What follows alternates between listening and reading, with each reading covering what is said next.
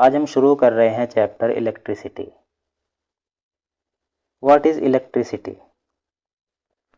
Energy produces due to a flow of charge is called electricity.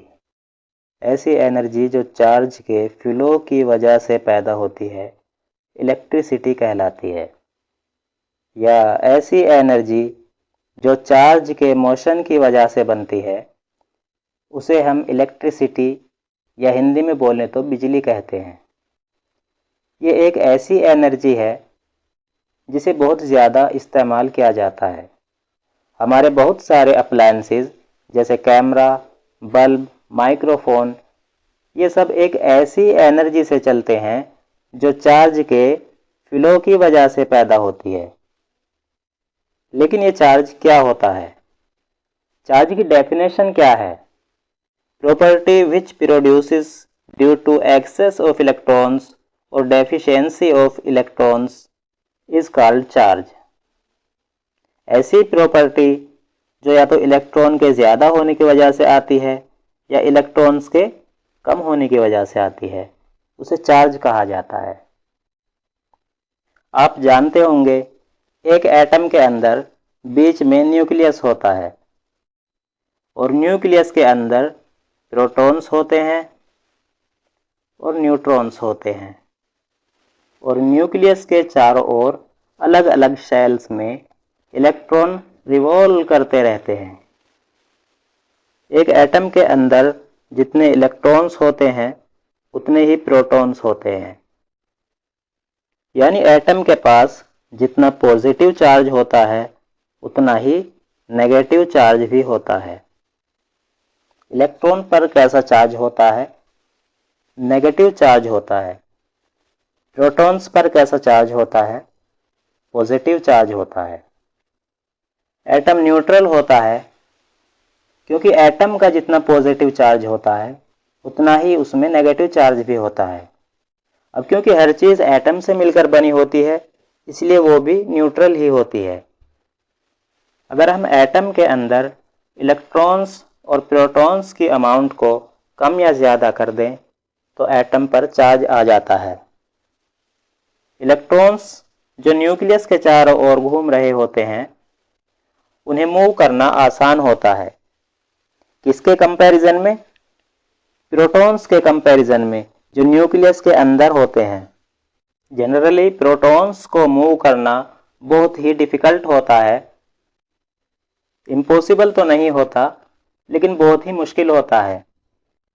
तो ऐसी property जो या तो इलेक्ट्रॉन के ज़्यादा होने की वजह से आती है या इलेक्ट्रॉन्स के कम होने की वजह से आती है उसे चार्ज कहा जाता है।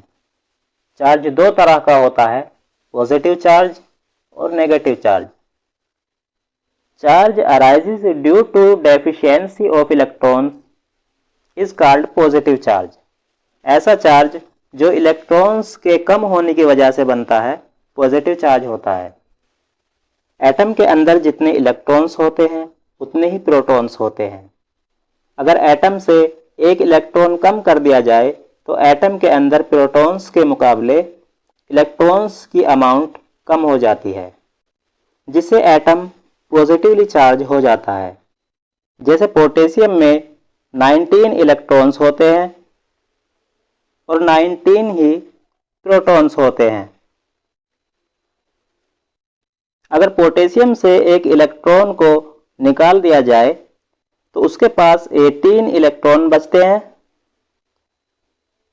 लेकिन प्रोटॉन्स 19 ही रहते हैं। एक प्रोटॉन ज़्यादा होने की वजह से पोटेशियम पॉजिटिवली चार्ज हो जाता है। तो ऐसा चार्ज जो इलेक्ट्रॉन्स के कम होने की वजह से या हम कहें प्रोटॉन्स के ज़्यादा होने की वजह से आता है पॉजिटिव चार्ज होता है। नेगेटिव चार्ज क्या होता है? Charge arises due to excess of electron is called negative charge. ऐसा चार्ज जो इलेक्ट्रॉन्स के ज़्यादा होने की वजह से आता है as compare to protons negative charge कहलाता है। जैसे क्लोरीन के पास 17 इलेक्ट्रॉन्स होते हैं और 17 ही प्रोटॉन्स होते हैं। क्लोरीन एक इलेक्ट्रॉन गेन करता है ड्यू टू वैलेंसी। अब इसके पास 18 इलेक्ट्रॉन्स हो जाते हैं और प्रोटॉन्स 17 ही रहते हैं, यानी क्लोरीन के पास एक इलेक्ट्रॉन ज्यादा होने की वजह से उस पर नेगेटिव चार्ज आ जाता है। Fundamental law of electrostatics.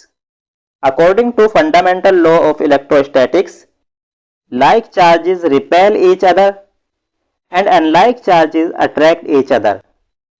यानी एक जैसे चार्ज एक दूसरे को रिपेल करेंगे और अपोजिट चार्ज एक दूसरे को अट्रैक्ट करेंगे। जैसे जब हम दो पॉजिटिव चार्ज एक दूसरे के पास लाते हैं तो वो एक दूसरे को रिपेल करते हैं। इसी तरह जब हम दो नेगेटिव चार्ज एक दूसरे के पास लाते हैं तो वो भी एक दूसरे को रिपेल करते हैं। लेकिन अगर अपोजिट चार्जेस को एक दूसरे के पास लाया जाता है तो वो एक दूसरे को अट्रैक्ट करते हैं। अगर वीडियो आपको अच्छी लगे तो लाइक करें, शेयर करें और सब्सक्राइब करें।